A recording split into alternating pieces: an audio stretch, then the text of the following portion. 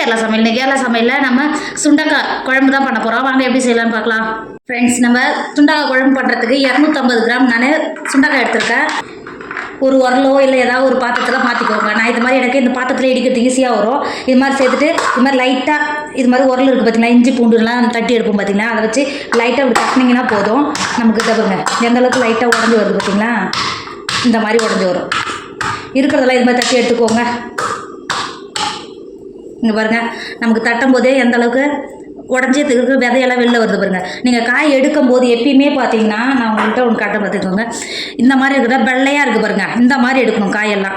இந்த அளவுக்கு கட்டினா இது நல்லா முத்தி போயிருக்குது, நல்லா விளைஞ்ச காயின்னு சொல்லுவாங்க பார்த்தீங்களா, அது மாதிரி நீங்கள் எடுக்கும்போது இந்த மாதிரி ஒரு கிளி பச்சை கலரில் இருக்குது பாருங்கள், இந்த மாதிரி எடுத்திங்கன்னா உடம்புக்கு ரொம்ப ரொம்ப நல்லது. இப்போ இருக்கிறதெல்லாம் இது மாதிரி தட்டி எடுத்துக்கோங்க. இப்போ பாருங்கள், நம்ம இருக்கிற காயெல்லாம் நல்லா தட்டி எடுத்துட்டோம் பார்த்தீங்களா. நம்ம தட்டி எடுத்தோடனே இதில் இருக்கிற விதையெல்லாம் வெளில வருது பார்த்தீங்களா. இப்போ இதில் தண்ணி சேர்த்துக்கோங்க. சேர்த்துட்டு நல்லா கை வச்சு இந்த மாதிரி பிசைஞ்சு ஒரு 2-3 வாட்டி நல்லா தண்ணி மாற்றி கழுவி எடுத்துக்கோங்க. நல்லா பிசைஞ்சு கழுவி எடுக்கும்போது இருக்குது பார்த்தீங்களா, நல்லா முத்தின விதையெல்லாம் இருந்தால் தண்ணியில் போயிடும். இது மாதிரி நல்லா ஒரு 3 தடவை நல்லா க்ளீன் பண்ணி கழுவி எடுத்துக்கோங்க.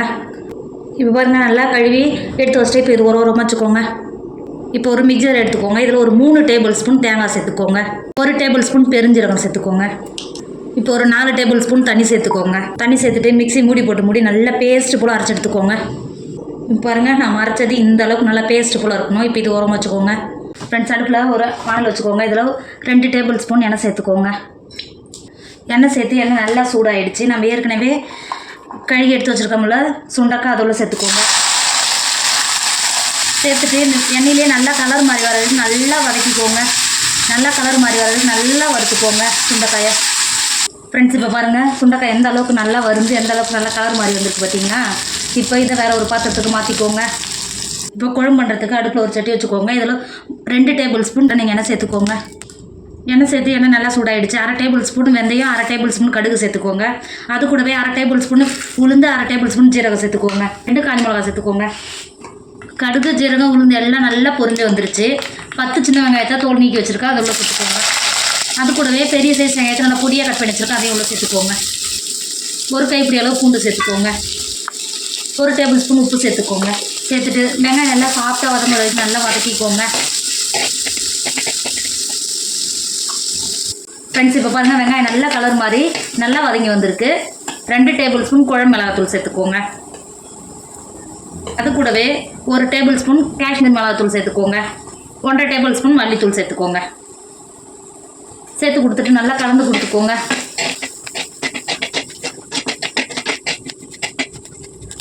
இப்போ நல்லா கலந்து கொடுத்துட்டு இங்கே பாருங்கள், எண்ணெயிலே கலந்து ஒரு பச்சை வடை போய்க்கு நல்லா கலந்து கொடுத்துக்கோங்க. இப்போ பாருங்கள், எண்ணெயிலே நல்லா மிளகாத்தூளெல்லாம் பச்சை வடை போயிடுச்சு. 2 பெரிய சைஸ் தக்காளியை நீல வாக்கில் கட் பண்ணி வச்சுருக்கேன், அது உள்ளே சேர்த்துக்கோங்க. சேர்த்துட்டு நல்லா கலந்து கொடுத்துக்கோங்க. கலந்து கொடுத்துட்டு தக்காளி ஒரு 10 நிமிஷம் நல்லா சாஃப்டாக வேகிற வரைக்கும் நல்லா வேக வச்சுக்கோங்க. இப்போ பாருங்கள், தக்காளி நல்லா எந்த அளவுக்கு நல்லா குழஞ்சி எந்த அளவுக்கு நல்லா வெந்து வந்திருக்கு பாருங்கள். எந்த அளவுக்கு நல்லா வெந்து வந்துருக்கு பாருங்கள். இப்போது நம்ம ஏற்கனவே வறுத்து எடுத்து வச்சுருக்கோம்ல சுண்டக்காய், அதோட சேர்த்துக்கோங்க. சேர்த்துட்டு நல்லா கலந்து கொடுத்துக்கோங்க. இந்த அளவுக்கு நல்லா கலந்து கொடுத்துட்டு 1/2 நெல்லிக்காய் சைஸ் புளியை நான் ஏற்கனவே 1/2 மணி நேரத்துக்கு முன்னாடியே தண்ணியில் ஊற வச்சிருந்தேன். இப்போ அதை கரைச்சிட்டு புளி தண்ணி சேர்த்துக்கோங்க. குழம்புக்கு தேவையான தண்ணி சேர்த்துக்கோங்க. சேர்த்துட்டு நல்லா கலந்து கொடுத்துக்கோங்க. 1 டேபிள் ஸ்பூன் உப்பு சேர்த்துக்கோங்க. நம்ம ஏற்கனவே உப்பு 1 டேபிள் ஸ்பூன் சேர்த்துக்கிறோம். 1 டேபிள் ஸ்பூன் உப்பு சேர்த்துட்டு நல்லா கலந்து கொடுத்துக்கோங்க. கலந்து கொடுத்துட்டு மூடி நல்லா குழம்பு கொதிக்க விடுங்க. ஃப்ரெண்ட்ஸ், இப்போ பாருங்கள், சுண்டக்காய் சேர்த்து எந்த அளவுக்கு குழம்பு நல்லா கொதிக்க ஆரம்பிச்சிருச்சு. இப்போ நம்ம ஏற்கனவே அரைச்சி எடுத்து வச்சுருக்கோம்ல தேங்காய் பேஸ்ட்டு, அதை பொருளை சேர்த்துக்கோங்க. சேர்த்துட்டு நல்லா குழம்பு கிண்டி கொடுத்துக்கோங்க. நம்ம இது ஜீரகமெல்லாம் சேர்த்து அரைச்சதுனால அந்த தேங்காய் பேஸ்ட்டு சேர்க்கும்போது குழம்பு இன்னும் நல்லா டேஸ்ட்டாக இருக்கும். சேர்த்து நல்லா கலந்து கொடுத்துக்கோங்க. கலந்து கொடுத்துட்டு மூடி ஒரு 10 நிமிஷம் நல்லா கொதிக்க விடுங்க. ஃப்ரெண்ட்ஸ், இப்போ பாருங்கள், தேங்காய் பேஸ்ட்டை சேர்த்து ஒரு 10 நிமிஷம் ஆகிடுச்சு. குழம்பு எந்த அளவுக்கு நல்லா கொதிச்சு எனக்கு பாருங்கள். இப்போ ஒரு கைப்பிடி அளவு கருவேப்பிலை சேர்த்துக்கோங்க. சேர்த்துட்டு மூடி அடுப்பில் இருந்து இறக்கிக்கோங்க. ஃப்ரெண்ட்ஸ், இப்போ பாருங்கள், எந்த அளவுக்கு நல்லா கம வாசனையோட நம்ம சுண்டக்காய் குழம்பு சூப்பராக ரெடி ஆயிடுச்சு. இதோட டேஸ்ட் அவ்வளோ ஒரு சூப்பராக இருக்கும்.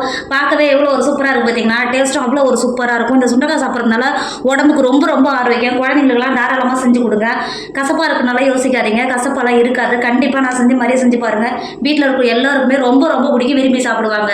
நீங்கள் வீட்டில் ட்ரை பண்ணிங்க, எப்படி இருந்தது மறக்காமல் எனக்கு கமெண்ட் பண்ண மறந்துடாதீங்க. எல்லோருக்கும் ஒரு அன்பான ரிக்வஸ்ட், என்னோட வீடியோ உங்களுக்கு பிடிச்சிருந்தா உங்கள் ஃப்ரெண்டு உங்கள் ஃபேமிலிக்கு ஷேர் பண்ணுங்கள். மறக்காமல் எனக்கு சப்போர்ட் பண்ணுங்கள். தேங்க்யூ.